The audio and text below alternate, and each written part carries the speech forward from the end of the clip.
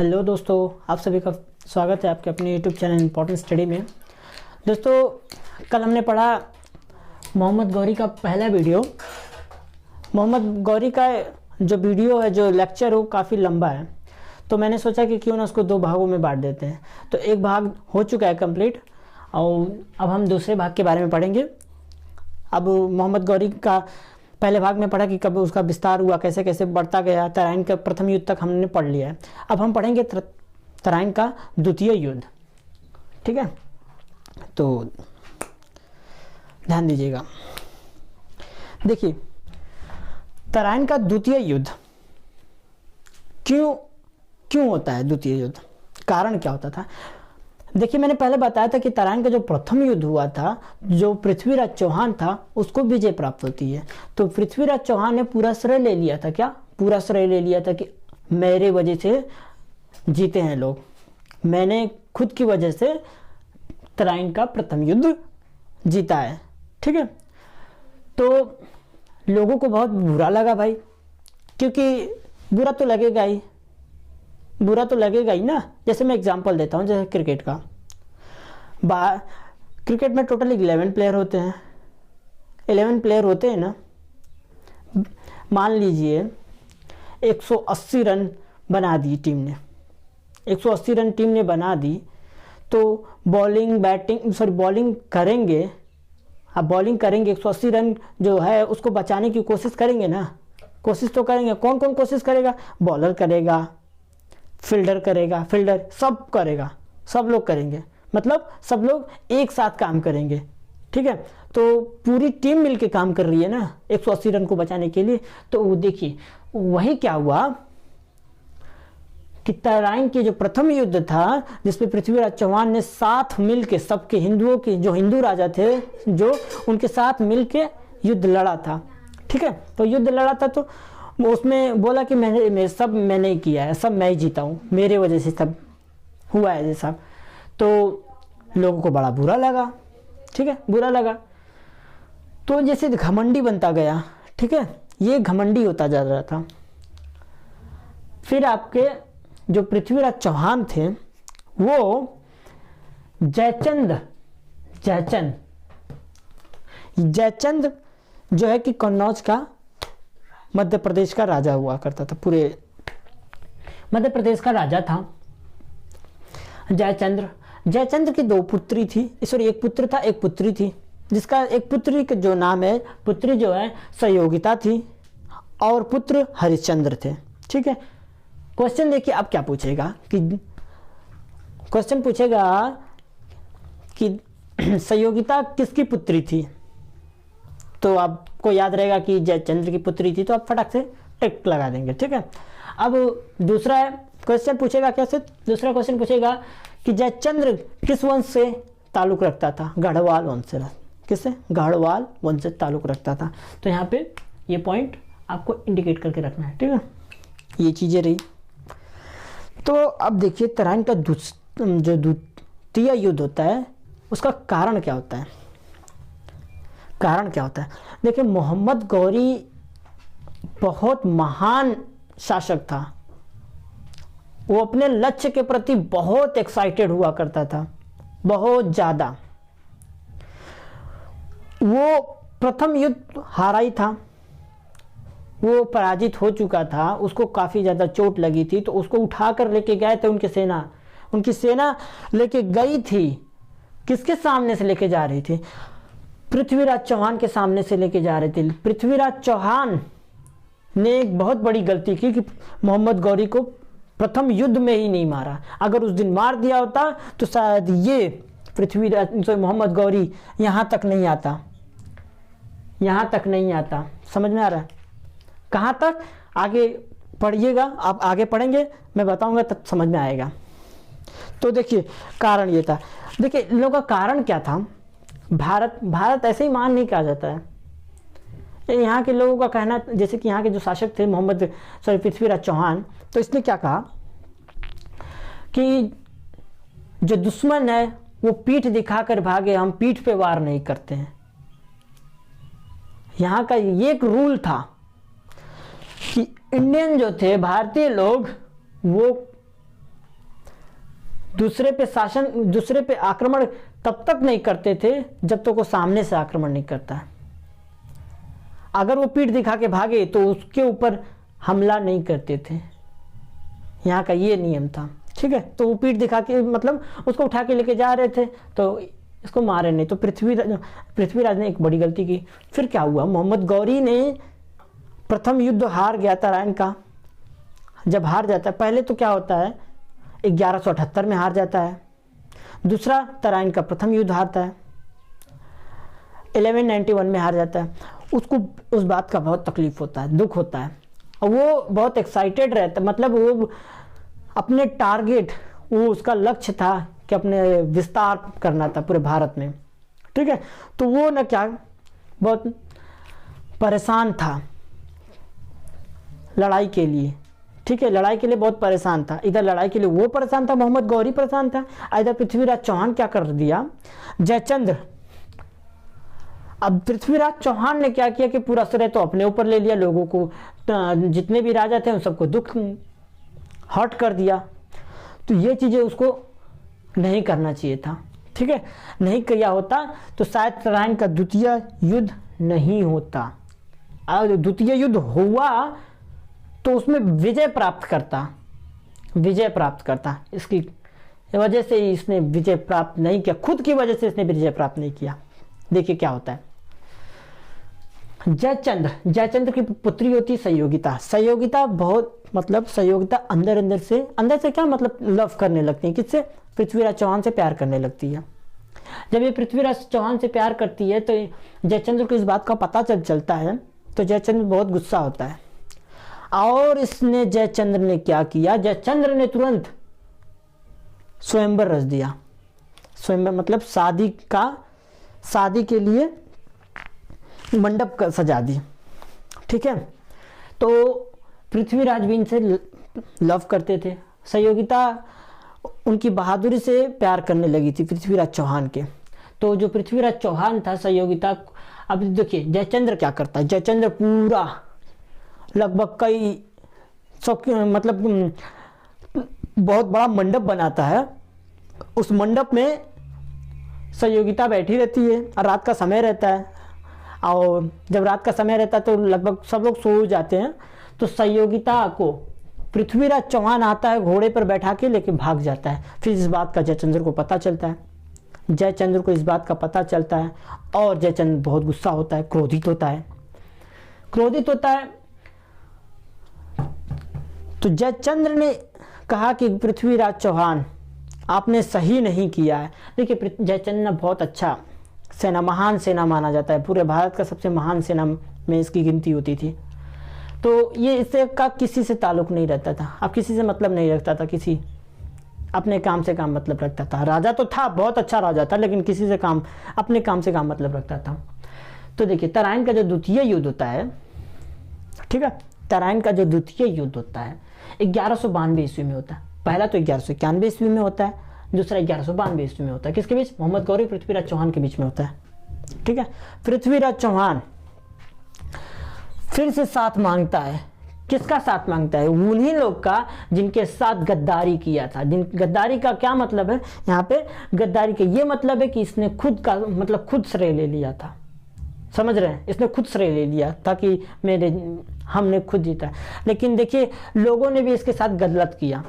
वो बात की बात है, ठीक है, ले लिया, खुद से ले लिया श्रेय, गलत किए। इन लोग को ऐसा नहीं करना चाहिए। जो हिंदू राजा थे बनारस के, बहुत बड़े बड़े राजा थे, तो उन लोगों को ये चीजें नहीं करना चाहिए था, इनका साथ देना चाहिए था। देखिए एकता बहुत बड़ी चीज होती है। हम लोग के भारत में यही हुआ ना, गुलामी का कारण क्या था कि एकता की कमी थी। दूसरी बात कि जितने भी शासक करने वाले आए करते गए, अब भारत हमारा, एकता की कमी थी, एकता नहीं था यहाँ पे। एकता अगर शायद रहता तो कोई किसी का मजाल नहीं है कि यहाँ पे कोई कुछ कर सकता था, लेकिन एकता कमी नहीं थी, खुद आपस में लड़ते थे। समझ में, ये चीजें हैं। तो देखिए पृथ्वीराज के साथ कोई देता नहीं है, तो मोहम्मद गौरी और पृथ्वीराज चौहान के बीच में ये युद्ध होता है, तराइन का द्वितीय युद्ध। अब देखिए क्वेश्चन पूछेगा तराइन का द्वितीय युद्ध कब हुआ। ठीक है, अब आपको पता रहेगा 1192 ईस्वी में फटाक से टिक लगा देंगे। अब दूसरा क्वेश्चन पूछेगा कि तराइन का प्रथम जो द्वितीय युद्ध हुआ था वो किसके किसके बीच हुआ था, ये हो गया। फिर तीसरा पूछेगा कि तराइन का प्रथम जो द्वितीय युद्ध हुआ था उसमें कौन पराजित हुआ था। तो देखिए पृथ्वीराज इसमें पराजित हो जाता है, ठीक है। कुछ किताबों में कहा गया, बताया गया है, लिखा गया है कि पृथ्वीराज चौहान को बंदी बना लिया जाता है। अब कुछ किताबों में कहा गया है कि उसके आंख में सरिया घुसेड़ दिया जाता है, ठीक है। ऐसे कहा जाता है। पृथ्वीराज चौहान यहीं पे इनकी देहांत हो जाती है, मृत्यु हो जाती है, ठीक है। यहाँ तक तराइन की द्वितीय युद्ध तक क्लियर हो चुका होगा। देखिए अब जयचंद्र के बारे में जानते हैं। जयचंद की दो पुत्री थी, सहयोगिता थी। एक बेटे का नाम था हरिचंद, ठीक है। जयचंद गढ़वाल वंश का राजा था। अब फिर जयचंद के पिता का नाम विजयचंद्र था, ठीक है। विजयचंद गढ़वाल वंश के संस्थापक थे, ठीक है, विजयचंद्र। अब देखिए चंदवार का युद्ध होता है। किसका युद्ध होता है? चंदावर का युद्ध होता है। कब? 1194 में चंदावर का युद्ध होता है, ठीक है। चंदावर का युद्ध होता है मोहम्मद गौरी के बीच में और जयचंद्र के बीच में होता है। कारण क्या था?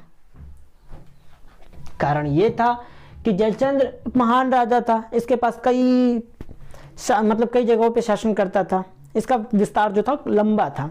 तो मोहम्मद गौरी ने इनके ऊपर आक्रमण कर दिया, ठीक है। देखिए मोहम्मद गौरी जी यहाँ पे आक्रमण करते हैं जयचंद्र से।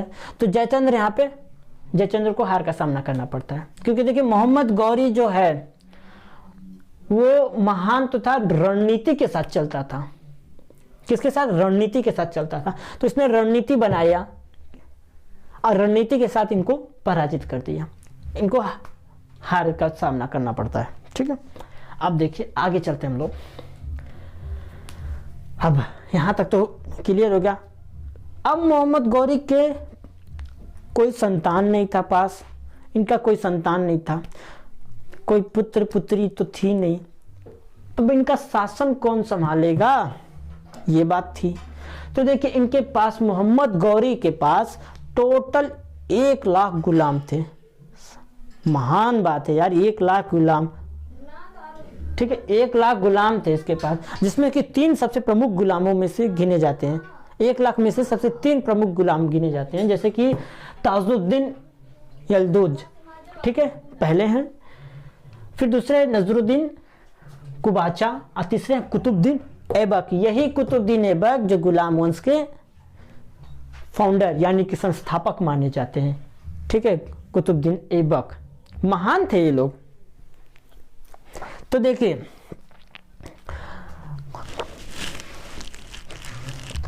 मैंने बताया कि जब जो कुतुबुद्दीन ऐबक मोहम्मद गौरी जो था वो वापस जाता था। कहाँ पे जाता था?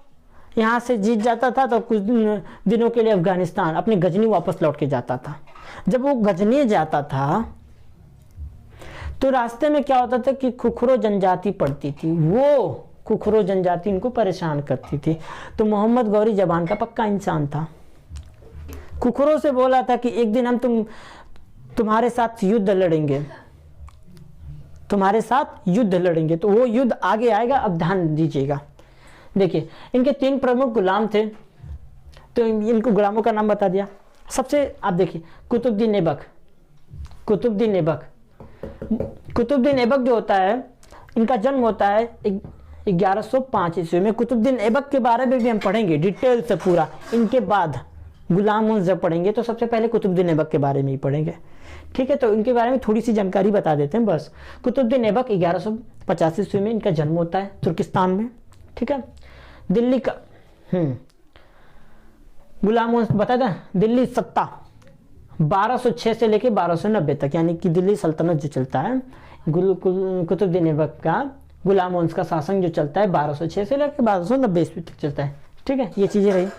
अब देखिए फिर हम पीछे आते हैं। 1194 ईस्वी में अजमेर पर आक्रमण कर देता है। कौन? वही कुतुबुद्दीन ऐबक नहीं, मोहम्मद गौरी। कौन? नहीं, हाँ देखिए वो मोहम्मद गौरी तो वापस चला गया।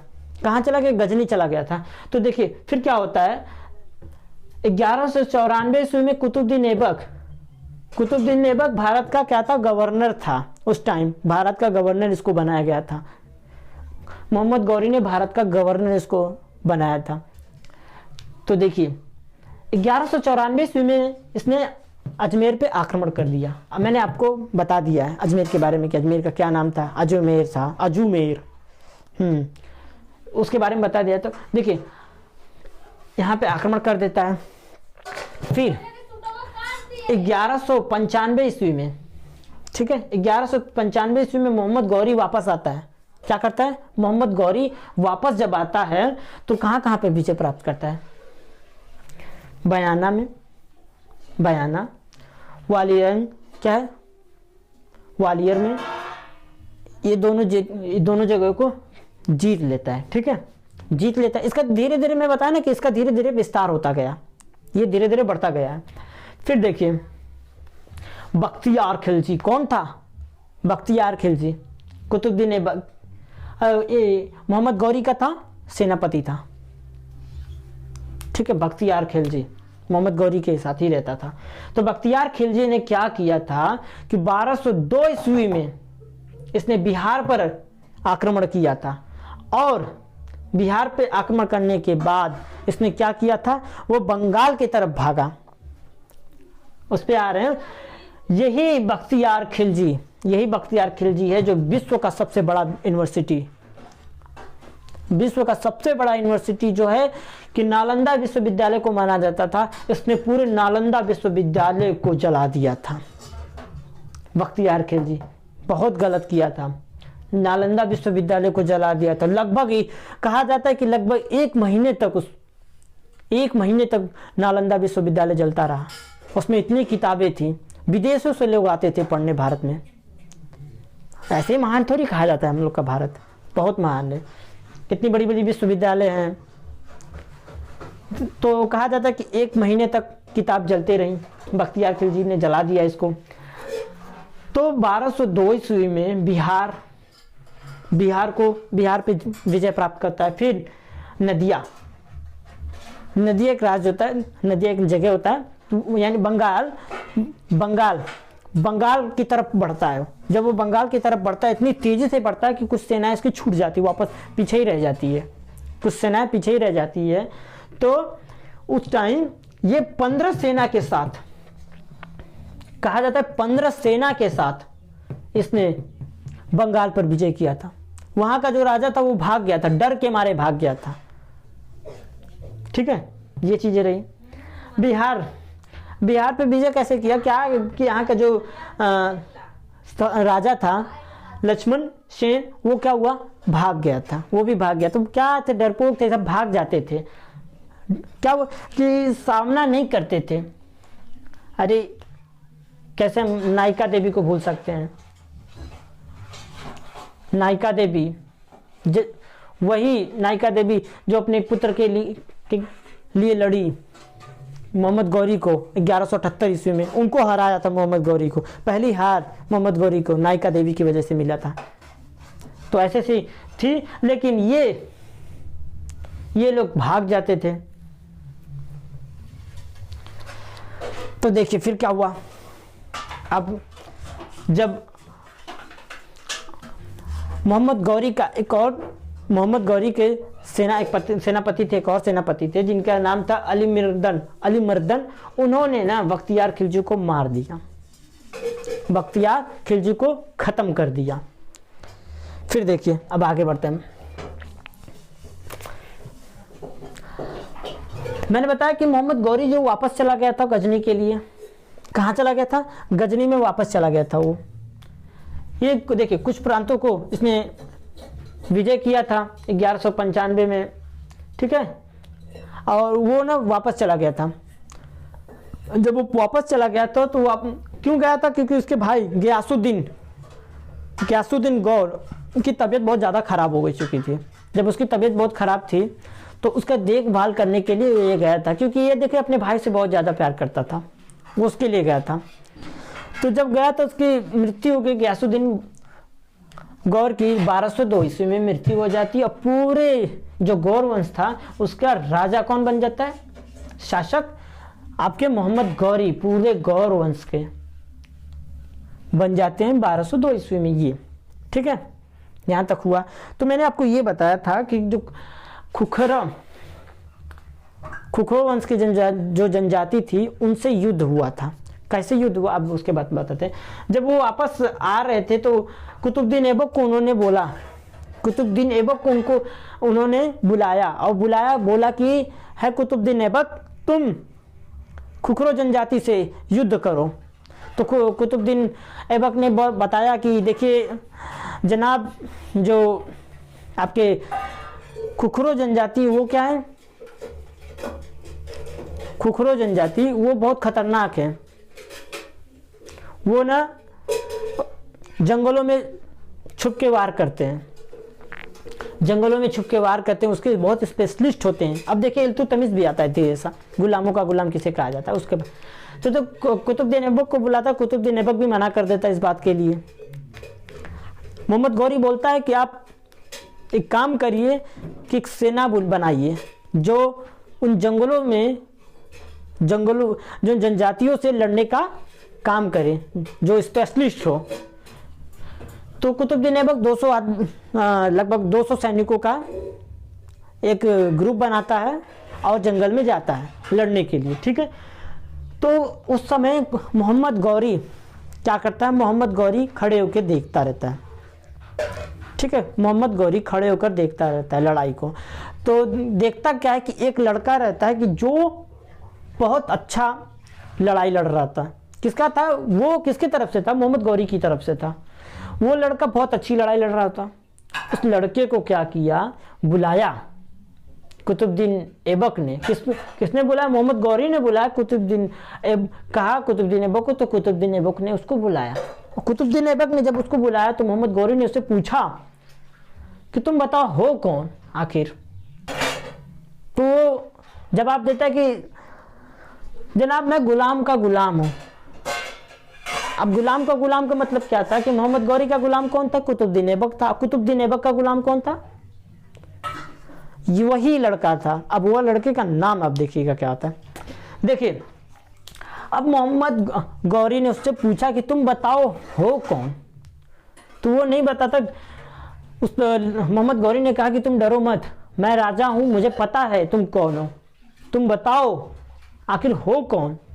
तो वो लड़का बताता है कि देखिए साहब मैं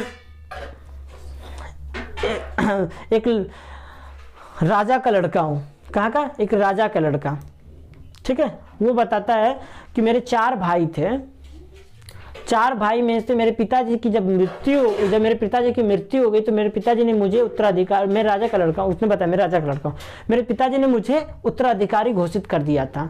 तो लेकिन मेरे तीनों भाई को ये बातें अखल रही थी, ये बातें उनको अच्छी नहीं लगी कि मेरे रहते हुए, हम सबके रहते हुए वो छोटा, सबसे छोटा था ये, वो बन जाएगा उत्तराधिकारी।